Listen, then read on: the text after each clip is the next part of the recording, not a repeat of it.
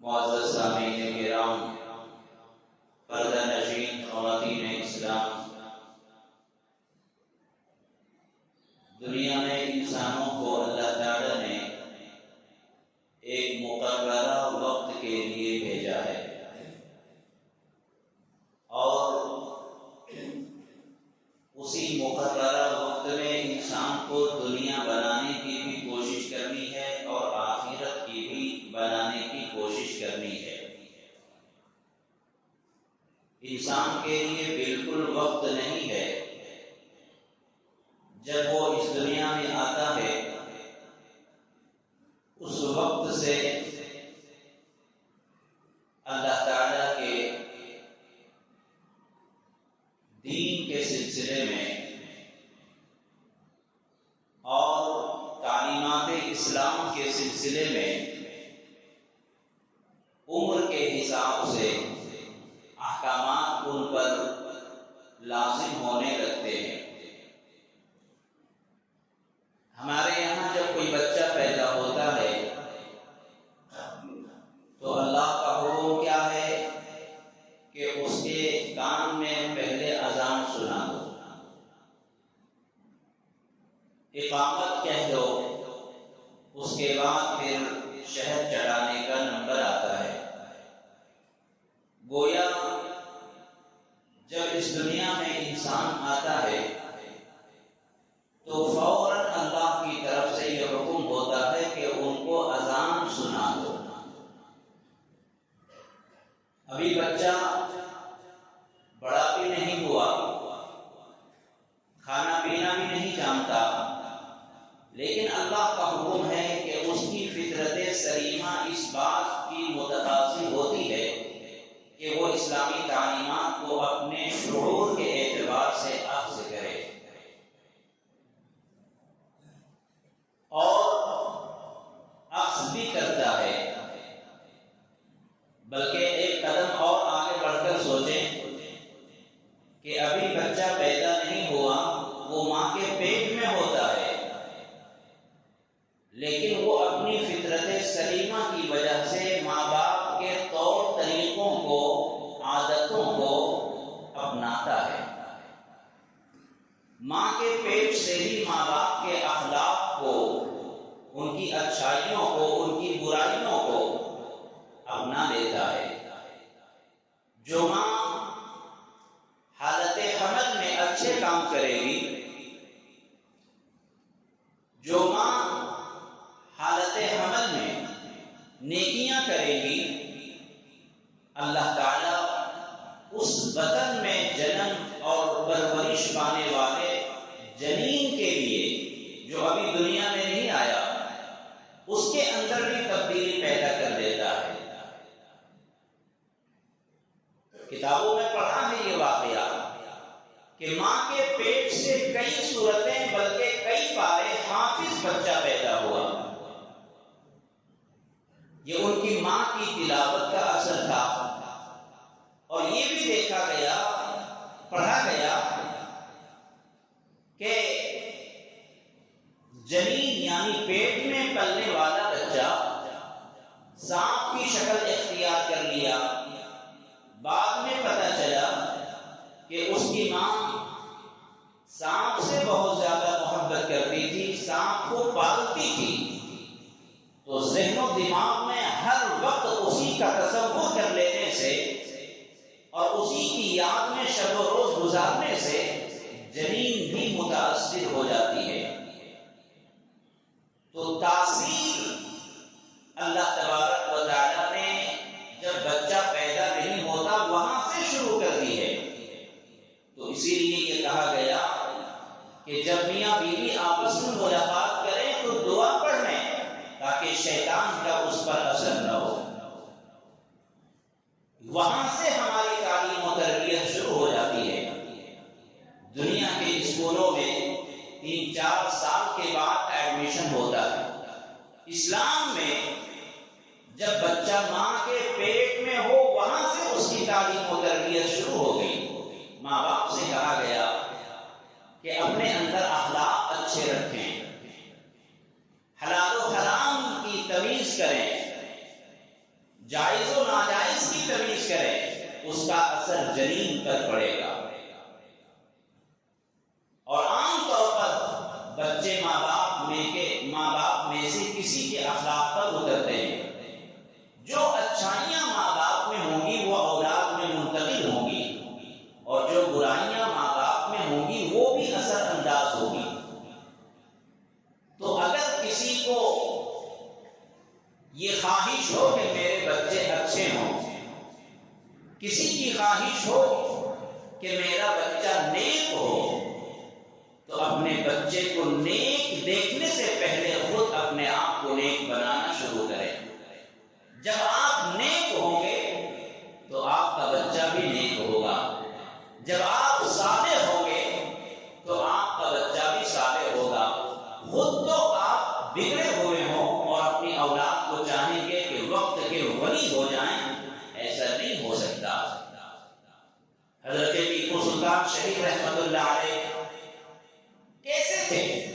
ان کے واقعات کو سن کر ہم اپنی روحوں کو ٹھنڈک پہنچاتے ہیں، اپنے اندر دلیری پیدا کرتے ہیں، اپنے جذبات کو ہم برانگیختہ کرتے ہیں۔ ان کے واقعات پڑھنے کے بعد پتہ چلتا ہے نا کہ ان کے ماں باپ کیسے تھے۔ جب ماں باپ پاک ہوں، صالح ہوں، ماں پاک دامن ہوں، اللہ کی برگزیدہ ہوں، تو ایسے بچے جنم لیتے ہیں۔ آج ہمارے زمانے میں ماں باپ چاہیں جیسے ہوں، وہ چاہتے ہیں کہ ہمارا بچہ نیک صالح ہو جائے۔ کیسے ہو سکتا ہے میرے دوستو؟ جو تم بوؤ گے ویسی ہی فصل پیدا ہوگی۔ اگر تم نے کانٹے بوئے ہیں تو کانٹے دار ٹہنیاں ملیں گی، کانٹے دار درخت ملے گا، اور اگر آپ نے اچھا پھول یا پھل اگر بویا ہے تو اس کی فصل بھی ویسی ملے گی۔ یہ دنیا کے اعتبار سے بھی ہے اور آخرت کے اعتبار سے بھی ہے۔ اگر کوئی اپنے آنکھوں کے سامنے، اپنی نگاہوں کے سامنے اچھا رزلٹ دیکھنا چاہتا ہے تو ضروری ہے کہ وہ محنت کرے، ضروری ہے کہ وہ مجاہدہ کرے۔ محنت کبھی رائے گا نہیں جاتی۔ آج ہمارے لیے المیہ یہ ہے کہ ہم محنت نہیں کرتے، صرف شاندار رزلٹ چاہتے ہیں، شاندار نتیجہ چاہتے ہیں۔ دین کے اعتبار سے اور دنیا کے اعتبار سے کامیابی اگر چاہیے تو محنت ضروری ہے۔ دنیا کے اعتبار سے محنت کرو، انشاءاللہ حالت بدلے گی۔ محنت نہیں کرتے، نکمے اور جوڑ بنتے جا رہے ہیں۔ حالات اتنے خطرناک ہیں، اس کے باوجود ہماری حالت میں کوئی تبدیلی نہیں ہے، نہ دین کے اعتبار سے نہ دنیا کے اعتبار سے۔ قرآن کریم کی جو آیت میں نے پڑھی، اللہ تعالیٰ اتنا قدردان ہے، اتنا انصاف ور ہے، اتنا عدل انصاف کرنے والا ہے۔ اللہ نے دو روک فرما دیا، اے میرے بندو، اگر تم رائی کے دانے کے برابر محنت کرو گے، رائی کے دانے کے برابر کوئی نیکی کرو گے، رائی کے دانے کے برابر کوئی اچھائی کرو گے، تو ہم اس کو ضائع نہیں ہونے دیں گے، ہم اسے تمہاری نگاہوں کے سامنے قیامت میں لائیں گے۔ فَمَن يَعْمَلْ مِثْقَالَ ذَرَّةٍ خَيْرًا يَرَهُ، تم جتنی چھوٹی سے چھوٹی نیکی کرو ہم ضائع نہیں ہونے دیں گے، ہم اسے قیامت کے دن تمہاری نگاہوں کے سامنے لائیں گے، تم دیکھو گے۔ اور یہ بھی یاد رکھو، اگر تم نے کوئی گناہ کیا ہے، کوئی برائی کی ہے، تو اسے بھی ہم قیامت کے دن لائیں گے۔ اس یقین کے ساتھ ہمیں زندگی گزارنا ہے کہ ہم جو بھی یہاں کرتے ہیں اللہ کے پاس اس کا حساب و کتاب دینا، اللہ کے پاس یہ ہم دیکھیں گے۔ یہ دنیا کا معاملہ نہیں ہے کہ لوگ ہڑپ جاتے ہیں، کسی کو کوئی چیز دی، وہ مکر گیا، وہ منکر ہو گیا، وعدہ خلاف ہو گیا۔ اللہ تبارک و تعالی کسی نیکی کو ضائع کرنے والا نہیں ہے، نہ کسی ناانصافی کو اللہ تعالیٰ بلانے والا ہے۔ جس کے ساتھ تم جو کرو گے اللہ تعالیٰ کے پاس اس کو دیکھو گے۔ انسانوں کے لیے 3 دن بڑی قیمتی ہیں۔ ہر انسان کے لیے 3 دن بہت قیمتی ہے۔ ایک وہ دن جس دن وہ دنیا میں پیدا ہو کر آیا، بہت قیمتی دن ہوتا ہے۔ وہ انسان کچھ کر تو نہیں سکتا، اس میں وہ عاجز ہے، مجبور ہے۔ دنیا میں وہ آ گیا، وہ اپنے ہاتھوں سے پیروں سے چل نہیں سکتا، پکڑ نہیں سکتا، کوئی نیکی کر نہیں سکتا۔ وہ بچہ ہے، مجبور ہے، عاجز ہے، انگلیاں پکڑ کر چلتا ہے، کھلانے سے کھاتا ہے، کہیں اسے لے جانا ہے تو گود میں لے کر جانا پڑتا ہے، ساری حاجتیں، ساری ضرورتیں اس کی دوسرے لوگ پوری کرتے ہیں۔ لیکن وہ دن بھی بہت قیمتی ہوتا ہے۔ آپ نے پڑھا ہوگا، سنا ہوگا کہ جب انسان دنیا میں آتا ہے تو اپنی تقدیر لے کر آتا ہے، اپنی تقدیر کے ساتھ آتا ہے۔ اب اللہ کو معلوم کہ اس بچے کی تقدیر میں کیا اللہ نے لکھا ہے۔ اللہ جانتا ہے کہ اس بچے کی تقدیر کیسی ہے، اس کا نصیبہ کیسا ہے۔ تو یہ دن قیمتی ہوا نا۔ جس دن بچہ پیدا ہو کر دنیا میں آتا ہے وہ بڑا قیمتی دن ہوتا ہے۔ وہ اپنی تقدیر کے ساتھ آتا ہے، وہ نیک لوگوں میں شامل ہونے والا ہے یا برے لوگوں میں شامل ہونے والا ہے، وہ سعید میں شامل ہونے والا ہے یا شقی میں شامل ہونے والا ہے، اس کی تقدیر میں کتنے سال کی زندگی ہے، اس کے مقدر میں کتنی روزی ہے، وہ کیا کرنے والا ہے، اللہ تعالیٰ اپنے ازلی علم کے اعتبار سے ساری چیزیں لکھ دیتا ہے۔ تو جس دن بچہ پیدا ہو کر دنیا میں آتا ہے وہ دن بڑا قیمتی ہوتا ہے۔ ایک دن یہ، لیکن اس کو بندہ بعد میں اپنے عمل کے ذریعے سے بدل سکتا ہے، اس کی تفصیل انشاءاللہ آئے گی۔ اور دوسرا قیمتی دن وہ ہوتا ہے جس دن وہ اس دنیا سے جا رہا ہے، قبر کے اندر جا رہا ہے۔ اس کا آخری انجام قبر کے اندر جانے کے بعد اللہ کی طرف سے کیا ہونے والا ہے، وہ دن بھی بڑا قیمتی دن ہے۔ اس کا آخری لمحہ کیسا گزرا، جب یہ موت کی آغوش میں جا رہا تھا تو آخری کلمہ اس کی زبان سے کیا نکلا، ایمان کی موت اسے ملی ہے یا اس کی موت کس حالت میں ہوئی ہے۔ یہ انتہائی قیمتی دن ہوتا ہے جس دن انسان اس دنیا کو چھوڑ کر روح زمین سے زمین کے نیچے دفن ہوتا ہے، یہ قیمتی دن ہوتا ہے۔ اور تیسرا، جس دن وہ اللہ کے سامنے میدان محشر میں اٹھایا جائے گا، حساب و کتاب ہوگا اور نام اعمال اس کے کس ہاتھ میں دیے جائیں گے، سیدھے ہاتھ میں یا الٹے ہاتھ میں۔ اگر اس دن سیدھے ہاتھ میں اس کو نام اعمال ملا تو خوش نصیب ہے، کامیاب ہے، اور اگر الٹے ہاتھ میں نام اعمال ملا تو نامراد ہے اور ناکام ہے، خسارے میں ہے۔ تو یہ 3 دن انسان کے لیے بہت قیمتی کے دن ہوتے ہیں۔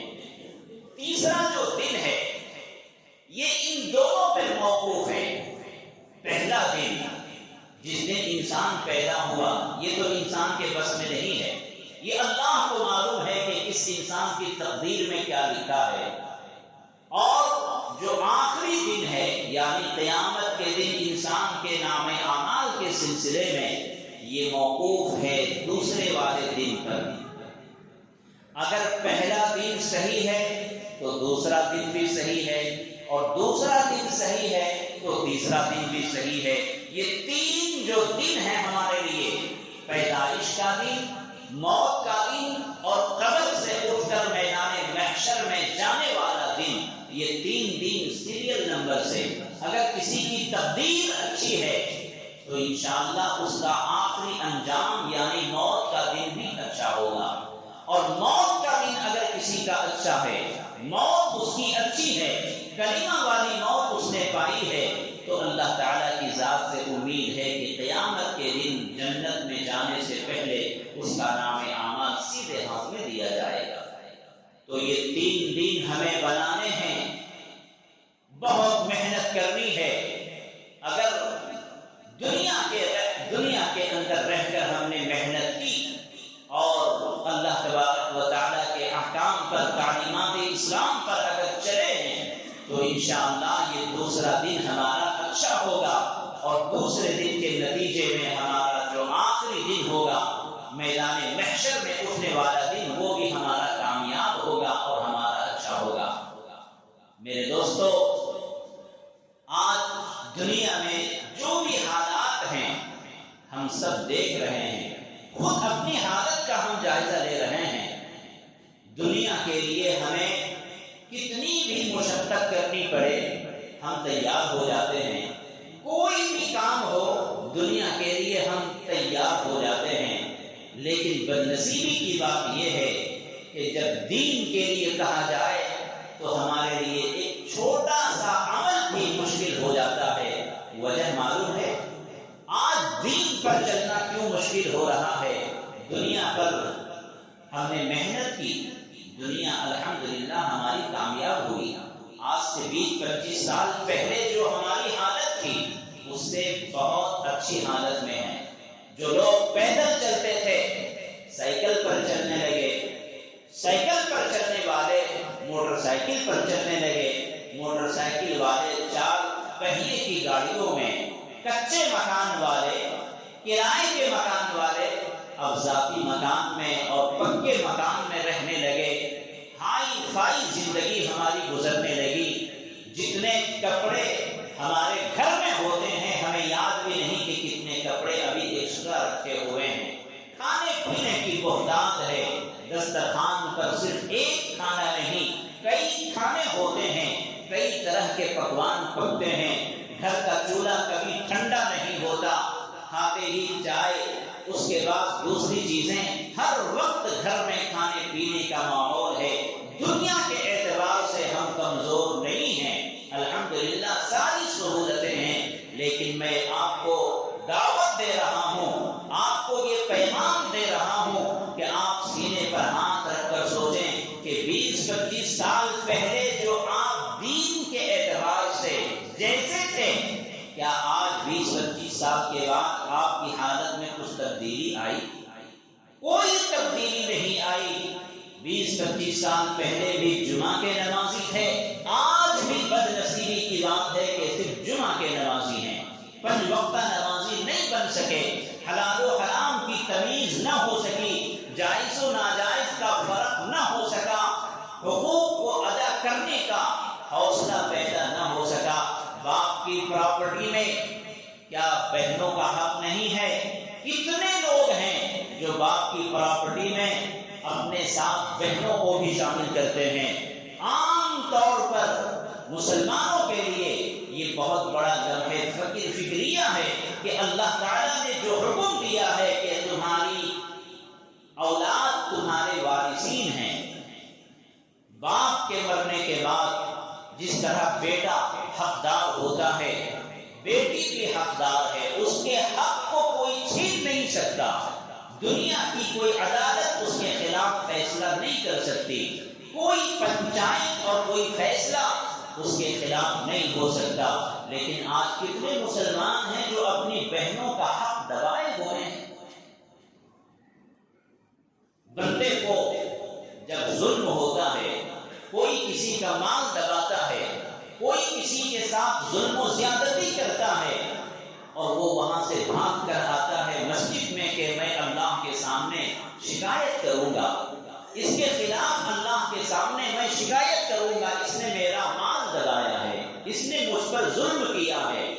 جب وہ بندہ مسجد میں آتا ہے تو دیکھتا ہے کہ جس کے خلاف ہمیں شکایت کرنی ہے وہ تو پہلی سب کا نمازی ہے، نمازی ہیں ہم لیکن دوسروں کے حق کو دبائے ہوئے ہیں، نمازی ہیں ہم لیکن دوسروں پر ظلم کرتے ہیں۔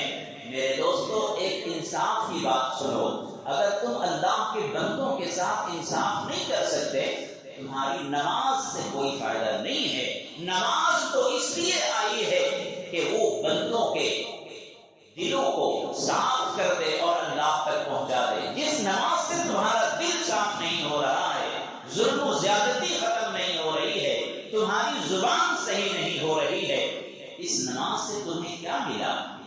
ان الصلاۃ تنہی عن الفحشاء والمنکر، اللہ تعالیٰ نے فرمایا کہ نماز بے حیائی سے روکتی ہے، بیکار باتوں سے روکتی ہے، فضول باتوں سے روکتی ہے، چوری، غیبت، قتل، فحش گوئی، کسی کا مال ہڑپنا جو بہت بڑا گناہ ہے، ظلم و زیادتی کرنا جو بہت بڑا گناہ ہے، نماز ان تمام چیزوں کو ختم کرنے کے لیے آئی تھی کہ انسان کا دل صاف ہو جائے گا۔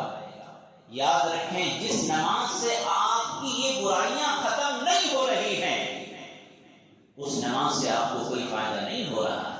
نماز کی مقبولیت کی علامت یہ ہے کہ وہ آپ صحیح انسان بن جائیں۔ نماز کی مقبولیت کی علامت یہ ہے کہ فرشتوں کی صفتیں آپ کے اندر پیدا ہونے لگے۔ صفت ملکوتی اگر آپ کے اندر آ جائے تو سمجھ لیجیے کہ آپ اللہ کے مقبول بندے بننے والے ہیں۔ حیوانیت سے نکل کر ملکوتیت آپ کے اندر آ جائے، حیوانیت سے نکل کر فرشتوں کی صفت آپ کے اندر آ جائے، تب آپ کی نماز آپ کے لیے قابل قبول ہے، فائدہ مند ہے، سود مند ہے۔ ورنہ تو کتنے نمازی ایسے ہیں جن کی نماز سے کوئی فائدہ نہیں، کتنے روزے دار ایسے ہیں جن کے روزے سے ان کو کوئی فائدہ نہیں ہے، کتنے تہجد گزار ایسے ہیں جن کی تہجد سے ان کو کوئی فائدہ نہیں ہے۔ اپنے سر کو زمین پر پٹکنے سے پہلے آپ سوچو کہ تمہارے دل میں کیا ہے۔ حضرت ابن عباس رضی اللہ عنہ روایت کرتے ہیں کہ ایک مرتبہ حضور صلی اللہ علیہ وسلم نے فرمایا کہ کیا میں تمہیں دنیا میں سب سے بدترین آدمی کے بارے میں نہ بتاؤں، سب سے برے آدمی کے بارے میں نہ بتاؤں؟ انہوں نے کہا اے اللہ کے رسول ضرور بتائیں۔ تو حضور نے فرمایا کہ دنیا میں سب سے برا آدمی وہ ہے جو تنہا کھانے کا عادی ہو، تنہا کھانے کا عادی ہو اور اپنے غلاموں، اپنے خادموں، اپنے ملازموں اور اپنے نوکروں کو سختی کرتا ہو، ان کو نہ دیتا ہو، خود کھاتا ہو، چھپ کر اکیلے اکیلے کھاتا ہو، اپنے نوکروں کو بھی نہ دیتا ہو، اپنے ملازموں کو بھی نہ دیتا ہو، یعنی لوگوں سے ہٹ کٹ کر الگ رہ کر خود اپنے پیٹ کی فکر میں رہتا ہو۔ ایسے بھی لوگ رذیل آدمی ہیں جو اللہ کی نعمت کسی اور کے سامنے ظاہر نہیں کرنا چاہتا، خود اپنے پیٹ کو بھرنے کی فکر میں رہتا ہے، دوسرے کی فکر، عام لوگوں کی فکر تو دور کی بات ہے، اپنے ملازمین کی فکر نہیں کرتا، اپنے اسٹاف کی فکر نہیں کرتا، اپنے نوکر کی فکر نہیں کرتا۔ اللہ کے رسول نے فرمایا یہ برا آدمی ہے، اس کے دل میں بہت تنگی ہے۔ اس کے بعد فرمایا کہ کیا میں اس سے بھی برا آدمی نہ بتاؤں، اس سے بھی برا آدمی ہے کوئی؟ تو حضور صلی اللہ علیہ وسلم نے فرمایا اس سے برا آدمی بتاؤں؟ تو انہوں نے کہا کہ اللہ کے رسول ضرور بتائیں۔ تو حضور نے فرمایا کہ وہ جو دوسروں سے بغض رکھے، جس کے دل میں دوسروں کے خلاف آگ بھری ہوئی ہو، شعلہ بھرا ہوا ہو، اور دل میں بغض رکھتا ہو، دشمنی رکھتا ہو، ٹینشن رکھتا ہو، اور دوسرے لوگ بھی اس سے بغض رکھتے ہو، یعنی اتنا برا ہے یہ آدمی کہ ہر وقت اپنے دل میں کسی نہ کسی کے بارے میں غلط سوچ کر اپنے دل کو سینے میں آگ سے بھرا ہوا ہے، اور لوگ اس کی عادتوں کو دیکھ کر اس سے بھی بغض کرتے ہوں، بغض رکھتے ہوں، یہ اس سے بھی برا آدمی ہے۔ اس کے بعد پھر حضور نے فرمایا کیا میں اس سے بھی برا آدمی نہ بتاؤں؟ کون ہے؟ انہوں نے کہا کہ اللہ کے رسول ضرور بتائے۔ تو حضور نے فرمایا وہ آدمی جس سے خیر کی امید نہ ہو، جس سے کبھی بھلائی کی امید نہ ہو، جس سے کبھی اچھائی کی امید نہ ہو، وہ انسان اتنا برا ہے کہ ہر آدمی کو اس سے تکلیف ہوتی ہے، کسی کو بھلائی نہیں پہنچتی، کسی کو خیر نہیں پہنچتا، جب بھی یہ کسی سے ملتا ہے برائی ہی پہنچتی ہے، شر ہی پہنچتا ہے، نقصان ہی ہوتا ہے۔ اللہ کے رسول نے فرمایا کہ ان دونوں سے یہ برا آدمی ہے کہ اس کی ذات سے کسی کو کوئی فائدہ نہیں پہنچتا بلکہ نقصان پہنچتا ہے، خیر نہیں پہنچتا، شر پہنچتا ہے۔ اتنا برا آدمی یہ ہے، اوپر والے دونوں سے بھی یہ برا آدمی ہے۔ پھر حضور نے فرمایا کہ ان تینوں سے برا آدمی کون ہے بتاؤں؟ انہوں نے کہا کہ اللہ کے رسول ضرور بتائیں۔ تو حضور نے فرمایا کہ وہ آدمی جو کسی کی معذرت کو قبول نہ کرے، جو کسی کے گناہوں کو یا کسی کے جرم کو، کسی کی غلطی کو معاف نہ کرے، معذرت قبول نہ کرے، ریکویسٹ قبول نہ کرے، اتنا سخت ہے وہ، اس کے دل سے اللہ نے رحم نکال لیا ہے، اس کے دل سے نرمی ختم ہو گئی ہے، وہ کسی کی معافی کو قبول نہ کرے، کسی کی معذرت کو قبول نہ کرے۔ ایسا آدمی ان تینوں سے برا ہے۔ بھائی یہ تو اللہ کو پاور ہے نا کسی کو معاف نہ کرنا، یہ اللہ کو زیب دیتا ہے، یہ اللہ کے لیے ہے کہ وہ کسی کو معاف نہ کرے۔ اللہ طاقتور ہے، اللہ قدرت والا ہے، ان اللہ علی کل شیء قدیر ہے۔ تم تو ایک عاجز ہو، ناپاک قطرے سے بنے ہوئے ہو، تمہارے اختیار میں کیا ہے؟ جب تم بیمار پڑتے ہو تمہارے سر سے، پیشانی سے پسینے بہتے ہیں، تم خود پہنچ نہیں سکتے، منہ کا لقمہ اندر پاس نہیں کر سکتے، پیشاب پاخانے کے محتاج ہوتے ہو، تم یہ اگر اپنے دل میں طے کر لیتے ہو کہ اس کو معاف نہیں کرنا، یہ گھمنڈ اور یہ غرور، یہ تکبر اللہ کو پسند نہیں۔ اللہ تبارک و تعالیٰ کے لیے یہ زیب دیتا ہے جو غنی ہے، طاقتور ہے، جبار ہے، قہار ہے، انسان کو یہ زیب نہیں دیتا۔ حضور نے فرمایا اگر کسی کا دل اتنا سخت ہے کہ کسی کو معاف نہ کرے، کسی کی معذرت کو قبول نہ کرے، وہ اوپر والے تینوں سے برا آدمی ہے۔ ہم آپ اپنے دلوں کو ٹٹول کر دیکھیں کہ ان چار لوگوں میں سے کیا ہم بھی ہیں؟ اکیلے کھاتے ہیں، کسی کو دیتے نہیں، پڑوسیوں کا خیال نہیں کرتے، ماں باپ کا خیال نہیں کرتے، بھائی بہنوں کا خیال نہیں کرتے، اکیلے لوٹنے کھسوٹنے کی عادت ہے، مل جل کر رہنے کی عادت نہیں ہے۔ اللہ کے رسول نے فرمایا یہ برا آدمی ہے۔ ہم اور آپ غور کریں کیا ہماری عادت ایسی تو نہیں ہے؟ اور پھر یہ دیکھیں کہ اگر ہم کسی سے بغض رکھتے ہیں، کسی کے دل میں اگر آگ بھری ہوئی ہے، کسی سے ٹینشن ہے، خواہ کسی کی ترقی کو دیکھ کر، کسی کی خوبصورتی کو دیکھ کر، کسی کے شہرت کو دیکھ کر اگر کسی کے دل میں بغض پیدا ہو رہا ہے، ترقی کو دیکھ کر جل رہے ہیں، اللہ کے رسول فرماتے ہیں یہ بہت برا آدمی ہے۔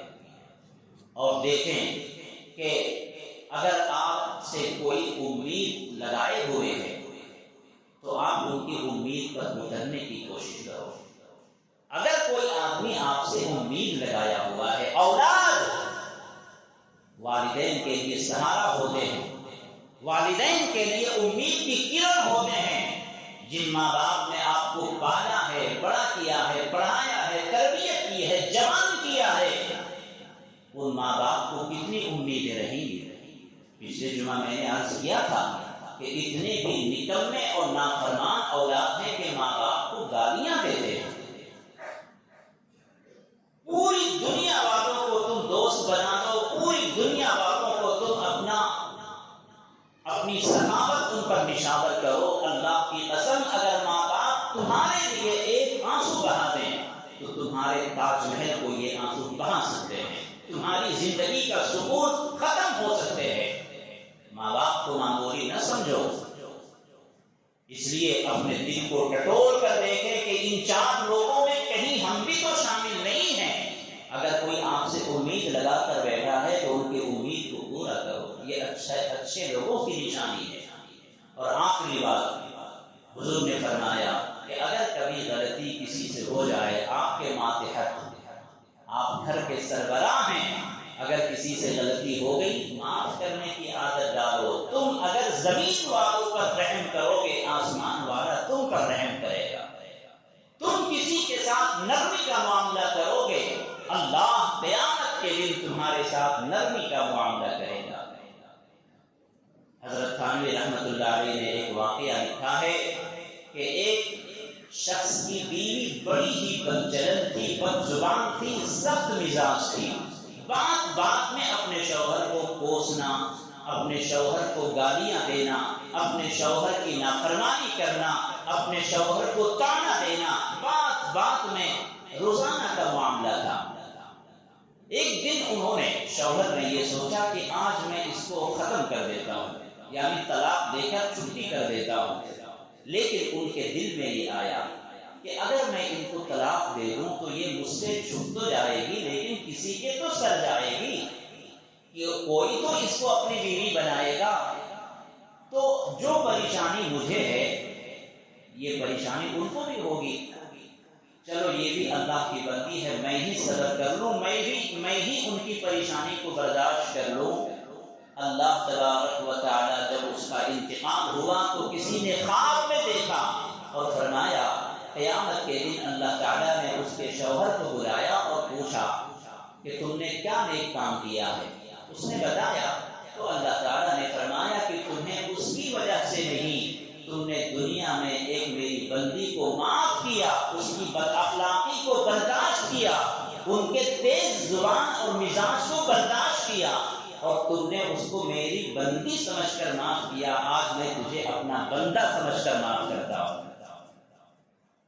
تو میرے دوستو ایسا ہوتا ہے، اپنے اخلاق کو سنوارنے کی کوشش کریں، اپنے دلوں کو سنوارنے کی کوشش کریں۔ آج ہمارے دل یقین جانے کے مر چکے ہیں، آج دل ہمارے مر چکے ہیں۔ ایک انسان زندہ ہے لیکن اس کے اندر ضمیر مر چکا ہے۔ حضرت حسن بصری رحمۃ اللہ علیہ کے پاس ایک شخص نے آ کر عرض کیا کہ شیخ، جب میں آپ کی مجلس میں ہوتا ہوں تو آپ قرآن و حدیث کی روشنی سے بیان کرتے ہیں، سمجھاتے ہیں، واعظ نصیحت کرتے ہیں، لیکن دل پر اثر نہیں ہوتا۔ تو حضرت نے کیا فرمایا؟ وہ بات یہی ہے۔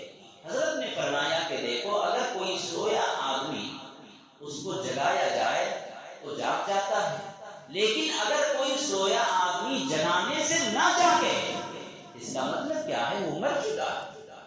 آج کسی کے دل پر اگر قرآن حدیث کی تاثیر نہ ہو، اللہ رسول کا واسطہ دے کر اگر کوئی بات سمجھائی جائے اور ان پر اثر نہ ہو، تو آپ کیا سمجھتے ہیں؟ دل زندہ ہے؟ نہیں، دل مر چکا ہے۔ اپنے دلوں کو زندہ کریں۔ دل کے لیے، زندگی کے لیے قرآن کریم کی تلاوت ہے، دل کو زندہ کرنے کے لیے اللہ کا ذکر ہے، دل کو زندگی بخشنے کے لیے ذکر اللہ ہے، گناہوں کا چھوڑنا ہے، نیک لوگوں کی صحبت میں رہنا ہے۔ یہ کام کریں گے انشاءاللہ دل زندہ ہوگا، اور جب دل زندہ ہوگا تو ساری نیکیاں کرنا آسان ہو جائیں گی۔ جو اوپر 4 باتیں کہی گئی ہیں ان پر عمل کرنا آسان ہوگا۔ اللہ تعالیٰ سے دعا ہے اللہ ہمارے دلوں کو زندگی بخشے، اللہ تعالیٰ ہمیں نیک کام کرنے کی توفیق